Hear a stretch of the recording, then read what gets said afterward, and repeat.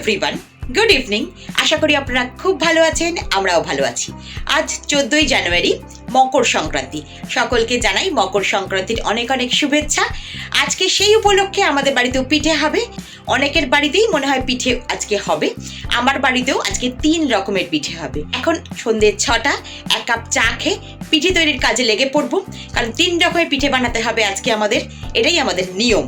প্রতিবারই এই ভিডিও আপনাদের সামনে তুলে ধরি, আপনারা খুব পছন্দ করেন।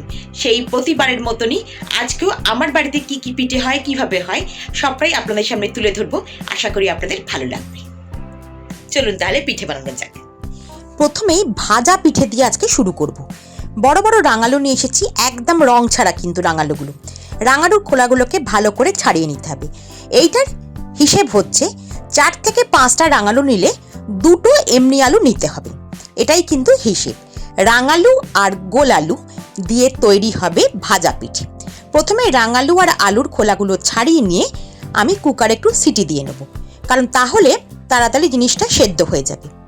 এই পিঠেটা কিন্তু খেতে দুর্দান্ত হয়, আর রাঙালু যেহেতু থাকে সেই জন্য একটা অন্যরকম স্বাদ হয় পিঠেটার।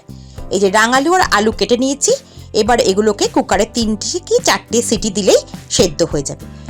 খুব সামান্য জল দিয়ে সেদ্ধ করেছি, আমি জলটা কিন্তু ফেলবো না। আপনারা দেখলেই বুঝতে পারবেন রাঙালু আর আলু সেদ্ধ করেছি, তার মধ্যে জল কিন্তু খুব সামান্যই ছিল। একটা পাত্রে নিয়ে নিয়েছি, হাতার সাহায্যে আমি ব্যাপারটাকে ভালো করে মেখে নেওয়ার চেষ্টা করছি। এতে দিলাম অল্প একটু নুন আর একটু হলুদ গুঁড়ো। তারপরে দিচ্ছি পাটালি খেজুরের গুড়। গুড়টা কিন্তু অনেকটাই দিতে হবে, মানে এটা হচ্ছে ভাজা পিঠের খোলটাও কিন্তু বেশ মিষ্টি মিষ্টি হবে, এবং ভেতরে ক্ষীরের পুরো দেওয়া যায়, আবার নারকেলের পুরো দেওয়া যায়। যখন আলুটা ভালো করে গুড়ের সঙ্গে মাখা হয়ে গেছে, তখন আমি অল্প অল্প করে চালের গুঁড়ি মেশাতে থাকবো। গরম অবস্থায় মাখতে হবে, তা না হলে পিঠেটা সুন্দর হবে না, ছেড়ে যাবে। গুঁড়ি কিন্তু সবসময় গরম জিনিসের সঙ্গে মাখতে হয়, তাই এটাও রাঙালু আলুর সাথে আমি ওই চাল গুঁড়িটা দিয়ে ভালো করে গরম অবস্থায় মেখে নিলাম। ডোটা ঠিক ময়দা মাখার মতন হবে, দেখুন ঠিক এরকম, এবং হলুদ একটা রং এসছে। এখন আমি ভাজা পিঠে করছি, মানে রাঙালু দিয়ে আমাদের বাড়ির ভাজা পিঠে হয়, সেটাই করছি।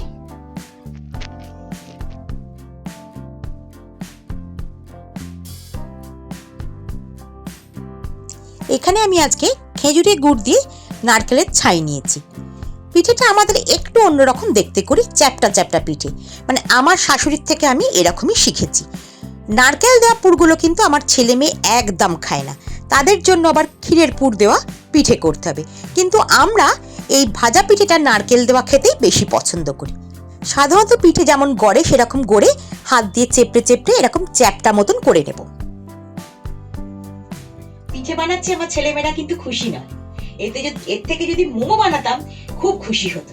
তাদের মুখটা আপনাদের দেখাচ্ছি একবার। তারা মোমো শুনে যে মুখে এমন একটা হাসি আসে, কি বলবো। পিঠে একটা এমন জিনিস, যখন পরে খেতে পাবে না তখন বলবে যে কি ভালো কি ভালো। এখন খেতে পায় তো, ওই জন্য ওদের মর্ম নেই পিঠের।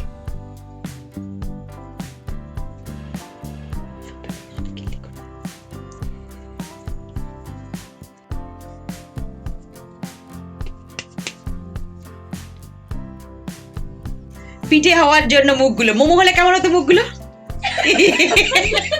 বুঝেছেন? পিঠে হলে মুখগুলো, পুটি পিঠে হলে মুখগুলো কেমন হয়, আর মোমো হলে। ভাজা পিঠের অনেকগুলি আমার পাকানো হয়ে গেছিল, তাই তেলে ভাজতে দিয়ে দিয়েছি। এই ভাজা পিঠেটা কিন্তু সর্ষের তেলে ভাজা হবে, সাদা তেলে নয়। সর্ষের তেলে পিঠে ভাজলে তার একটা স্বাদ গন্ধ আলাদা হয়। এবারে ভাজা পিঠেকে আমি এই রকম রূপ দিয়েছি, দেখুন মুইঠা যেমন করে ঠিক সেরকম ভাবে। ব্যাপারটা বলছি কি হয়েছে ঘটনাটা।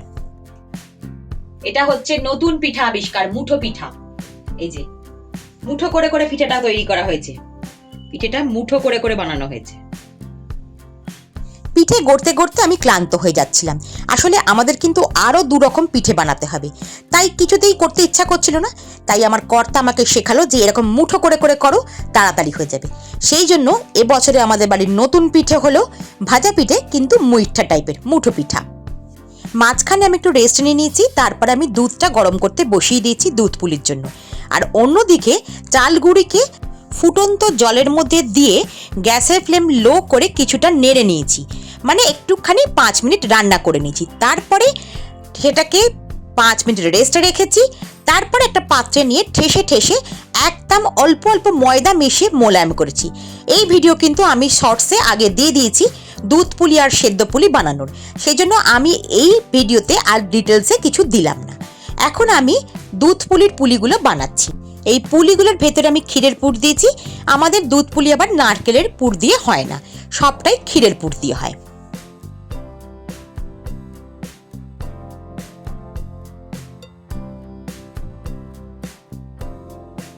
নি হ্যাঁ, কি বানাচ্ছ? দুধ পুলির পুলি, ছোট্ট ছোট্ট পুলি। এই যে দেখাও। এই যে। ছোট বোধহয় বেশ বড় বড়ই তো হচ্ছে। হ্যাঁ, তোমার মা, হ্যাঁ আমার শাশুড়ি একটু বেশি ছোট করতেন, মানে এইটুকু টুকুনি। আমি একটু বড় করে দিচ্ছি, সময়ের অভাব, বুঝেছেন? আর যুগও তো বদলাচ্ছে, তাই না? সেই জন্য একটু বড় বড় করছি। সেদ্ধ পিঠে সাইজ হয়ে গেছে। সেদ্ধ পিঠে, হ্যাঁ ঠিকই বলেছো, সেদ্ধ পিঠের সাইজ হয়ে গেছে। নারকেলের পুর আর এটা ক্ষীর। দুধ পুলি তো আমাদের ক্ষীর দিয়েই হয় না?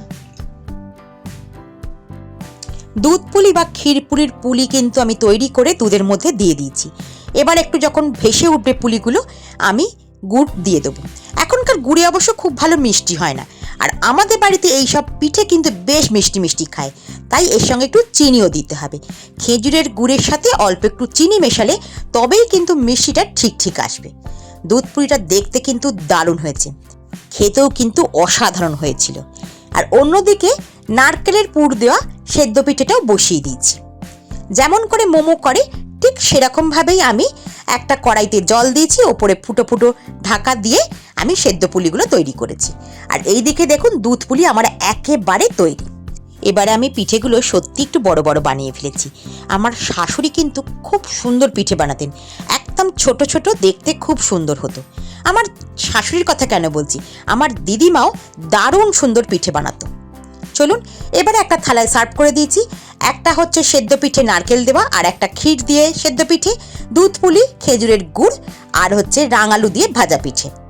এর মধ্যেও কিন্তু দুটো ভাগ আছে, একটা নারকেল দেওয়া আর একটা ক্ষীর দেওয়া। ওই যে বললাম আমার ছেলে মেয়ের জন্য সবই আলাদা আলাদা করতে হয়, তারা নারকেল দেওয়ার জিনিস একদম মুখে নেয় না, তাই ক্ষীর দিয়েও পিঠে করতে হয়, নারকেল দিয়েও পিঠে করতে হয়। দুরকম পিঠেই কিন্তু খেতে দুর্দান্ত হয়। এত রকম যখন পিঠে বানালাম, পিঠের একটা দোকান করলে কেমন হয় বলুন তো? আমাদের বাড়ির আজকে পিঠে উৎসবে এইগুলো হচ্ছে পিঠে, এক থালা পিঠে, 3 রকমের পিঠে বানিয়েছি আজকে। আজকের ভিডিওটা এখানেই শেষ করছি। ভালো লাগলে লাইক করবেন। আপনারা যদি আমার চ্যানেলে নতুন হন, একটা সাবস্ক্রাইব করে বন্ধু হওয়ার অনুরোধ রাখলাম। আপনারা ভালো থাকবেন, সাবধানে থাকবেন। চলুন এখন তাহলে পিঠে খাওয়া যাক।